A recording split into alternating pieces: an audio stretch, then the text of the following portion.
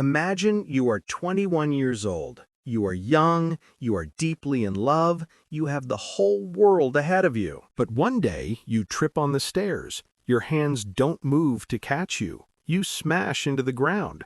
You go to the doctor, expecting a bandage. Instead, you get a death sentence. In 1963, doctors told Stephen Hawking he had 2.5 years to live. They told him his muscles would rot.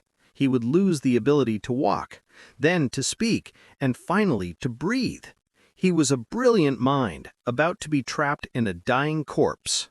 But the doctors were wrong. This is the story of the man who cheated death for 55 years to solve the biggest mystery in the universe. When we think of Stephen Hawking, we see the wheelchair and the computer. We imagine a serious, hard-working saint. But the truth? Before the tragedy, Stephen was, honestly, he was a slacker. At Oxford University, he wasn't spending his nights in the library. He was partying. He was drinking beer. He was the coxswain for the rowing team, a loud, popular, cool kid. He was arrogant because everything came too easily for him. He averaged only 1 hour of schoolwork a day. He found physics boring because he didn't have to try. He was drifting through life, waiting for something to happen. Then, the diagnosis hit him like a truck.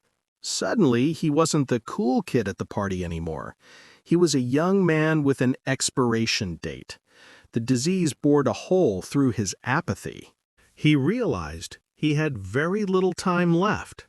If he wanted to leave a mark on this world, he had to do it now. The lazy student died the moment the doctor spoke. The genius was born out of fear. By the 1970s, Stephen was a rock star of physics. He was unlocking the secrets of black holes.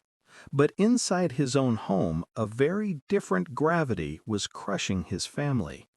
His body was failing fast. He could no longer feed himself. He could not dress himself. He was becoming a dead weight. His wife, Jane, wasn't just a mother to their 3 children. She became a slave to his genius.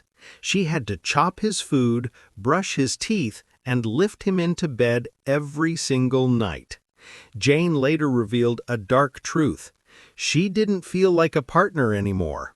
She called Stephen a master puppeteer. Even though he couldn't move a muscle, his needs controlled everyone in the house. He was demanding. He refused to discuss his illness. He expected the world to revolve around him while Jane was drowning in exhaustion. The man who understood the universe could not see the pain of the woman standing right behind him. But in 1985, the puppeteer's strings were cut. During a trip to Geneva, Stephen caught pneumonia. For a normal person, it's a bad week in bed. For Stephen, it was a death sentence. His lungs filled with fluid. He fell into a deep coma. The doctors approached Jane. They spoke quietly, but their words were brutal. They said, "There is no hope. He will not wake up. It is time to turn off the life support." They asked her permission to let him die. Jane had every reason to say yes. It would end his suffering. It would end her exhaustion. But she said no. She ordered a tracheotomy, a surgery to cut open his windpipe so a machine could breathe for him.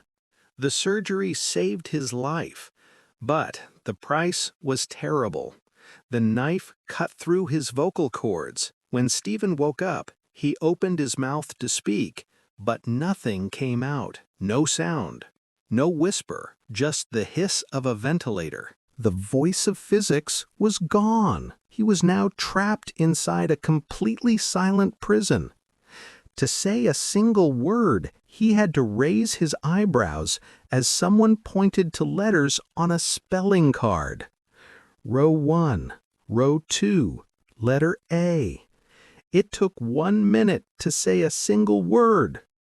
Imagine having the most brilliant thoughts in history racing through your mind, but being forced to communicate them letter by agonizing letter. Silence could have killed his spirit. But Stephen Hawking was stubborn. A friend sent him a computer program. It was primitive, designed for data entry. But for Stephen, it was a weapon.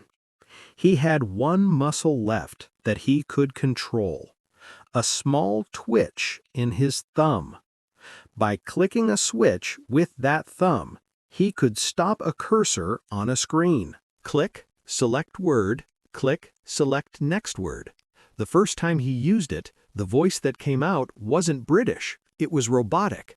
It had a strange American accent. It sounded like a machine, but to Stephen, it sounded like freedom. With this machine, he didn't just talk. He fought back. He decided to write a book explaining the universe to normal people. Imagine writing a 200-page masterpiece, one letter at a time. A Brief History of Time stayed on the bestseller list for 237 weeks. The man who could not speak became the most famous voice in science. He had turned his prison into a pulpit. Stephen Hawking died in 2018. He was 76 years old. Remember the doctors? They said he wouldn't make it to 23. He cheated death for 55 years.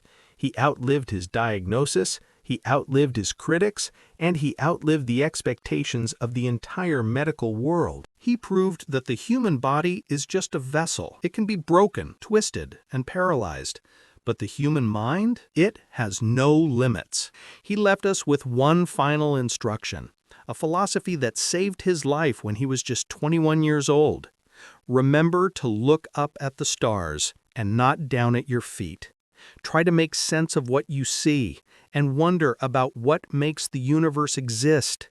Be curious. If Stephen Hawking could touch the stars from a wheelchair, what is stopping you?